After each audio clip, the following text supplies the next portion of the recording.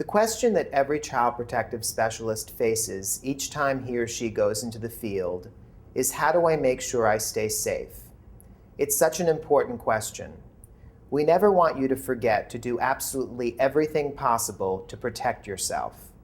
The good news is that the procedures demonstrated in this video will go a long way toward keeping you safe, and instructions are provided at the end of the video on how to report any safety issues. I urge you to share any suggestions for improving caseworker safety with your supervisor. I know your job comes with risks, and I'm committed to doing all I can to protect you. Please remember to stay alert and stay safe.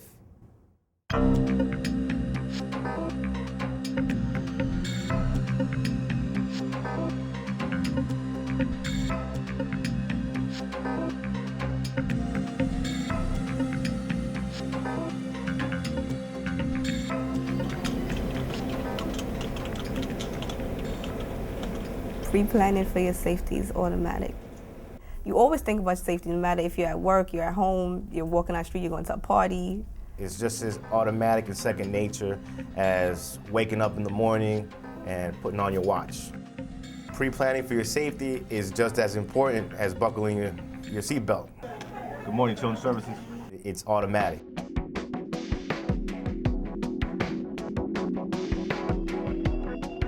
As a caseworker, going to the house for the first time is very nerve-wracking.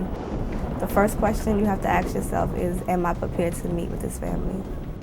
The only way you can definitely know that you're prepared to meet a family is learning as much as you possibly can prior to going out. So you basically go against the clock. Before I meet with a family, I always think, did I speak to my supervisor to get some directives, guidance? Did I call the source? Calling the source is probably one of the most important things that you're going to do on a case. And when they make the report to the State Central Register, it's sort of like playing the game telephone when you're a child. They may have all the information, but they're telling that information to an operator. And that operator is then taking that information and typing it into a database. And then that database is transmitted to the local field office where they get the case. And sometimes the operator may not type in the apartment number, or they might mistake who the source was compared to who the mother is, and they might put the names in backwards.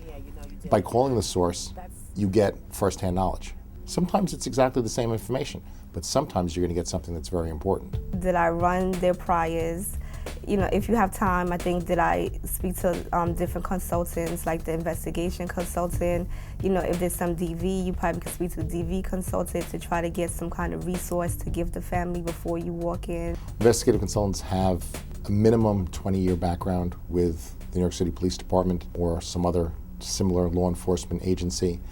They have access to a lot of databases that the average CPS worker doesn't have access to. They will look at the NYPD's domestic incident reporting database. They can do criminal background checks on family members. They will look to see if any family members have ever been incarcerated or if they're incarcerated now. They have the ability to access the Department of Motor Vehicles.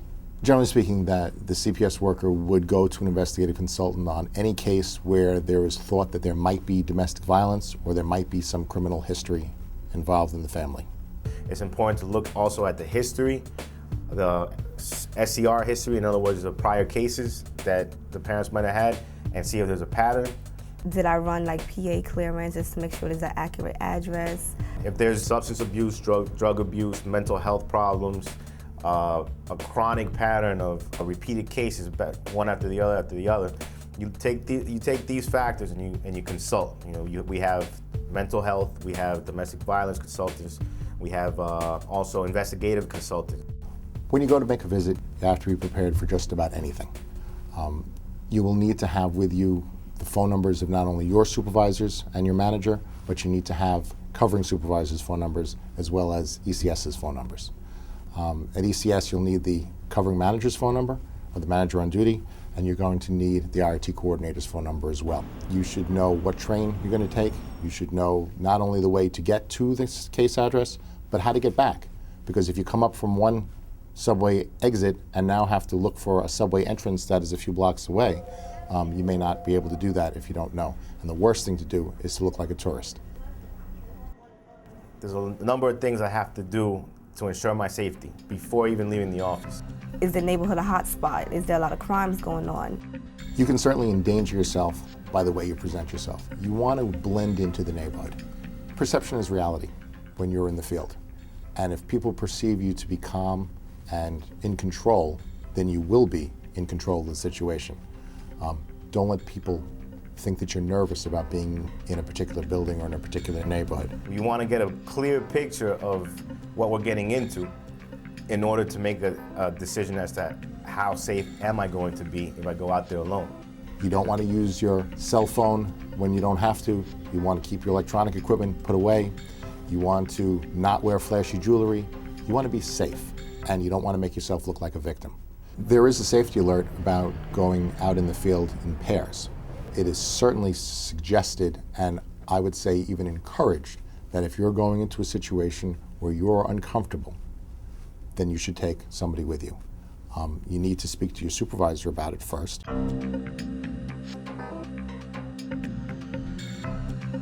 I really try to make as much contact before leaving the office with as many people as possible. You think, did I speak to my other colleagues? Because a lot of them live in the neighborhood, so they could give you some advice in regards to things to look out for. There's no telling how people will react or what they're capable of in that situation.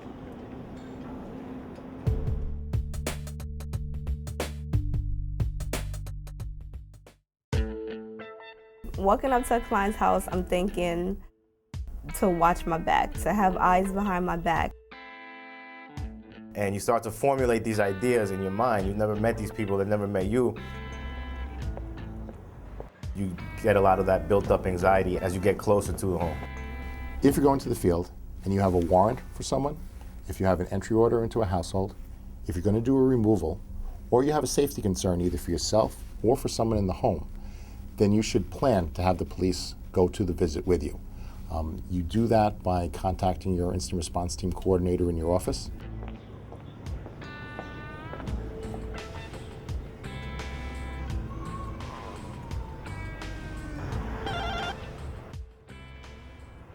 Hello, who is it? Children's Services. When you first approach an apartment building, one of the things that they teach in the police academy is that they ask you to look up. Literally, lift your head up and look around. You will see people looking out the window at you, the old woman who's resting on the windowsill, paying attention to the entire neighborhood. First of all, she might have very good information for you as to what's going on in your home, but it's good to know who's watching you so that you can see who they are. Make sure that there's nobody up on the roof. People sometimes throw things off roofs at people who are approaching buildings.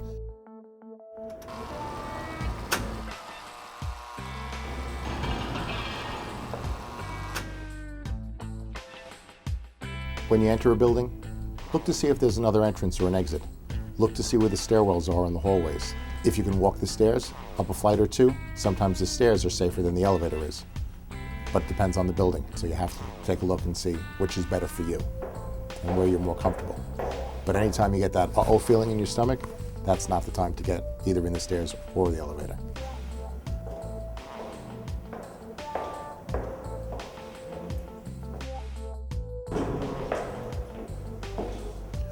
When you get into an elevator, make sure that there's nobody in there. Make sure nobody's coming up behind you to get into the elevator with you.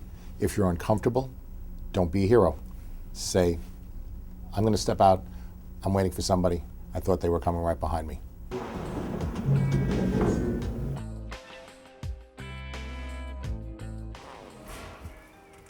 Why are you here? What's going on?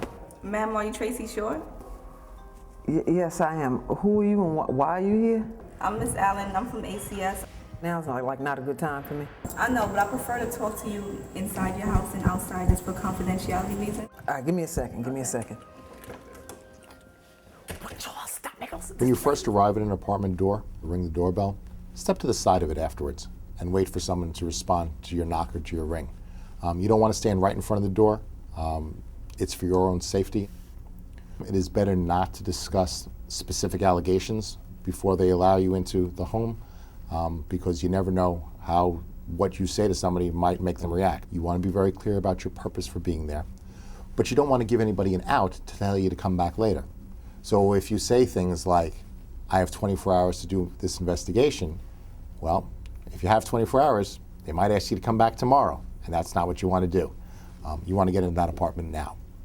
So you want to say something like, I need to talk to you. I really rather not discuss it out here in the hallway where your neighbors might hear what's going on. Can we talk in your apartment so that it's more private? This lady's outside. Go in the back. It's better to say very generally and very vaguely that you have an investigation that you have to conduct, that you're here regarding their children, and call them by name so that they know that you're there in an official capacity. It's just not a good time right now. Ma'am, I could hear kids in the house, and we just have to make contact with everybody to make sure the kids are safe. All right. You can come in, but just give me a couple of minutes, all right? Okay. When you first meet a client, you're going to want to show them your identification. There's a lot to be said for showing an official ID to someone and then starting to ask questions as opposed to just asking questions. But two, it gives you that opening to ask the person that you're talking to for their identification. You should ask not only for the person who you first encountered, their identification, but you're going to want to see identification from everybody else in the household as well. All right, come in.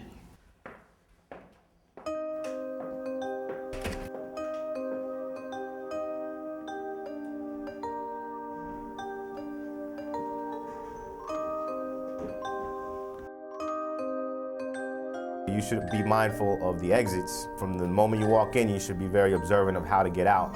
You should be observant of who's in the house. One of the first things you're going to want to do is ask to see the entire apartment. Don't wait till the end. It's a mistake that I used to make. I used to say at the end, oh, one more thing, I need to see the entire apartment. But from a safety perspective, it is much better to see the apartment first. That way you'll know right away if there is anybody else in the apartment. You'll be able to see all the rooms to know if there are any hidden dangers. You should be, just be cautious of your surroundings. You should be also on the lookout for any sort of weapons. If you're in the field and you're getting that strange feeling in your stomach, we want you to call 911 directly. We don't want you to slow down the process by calling the RIT coordinator first. But we never want anybody to put their own personal safety at risk.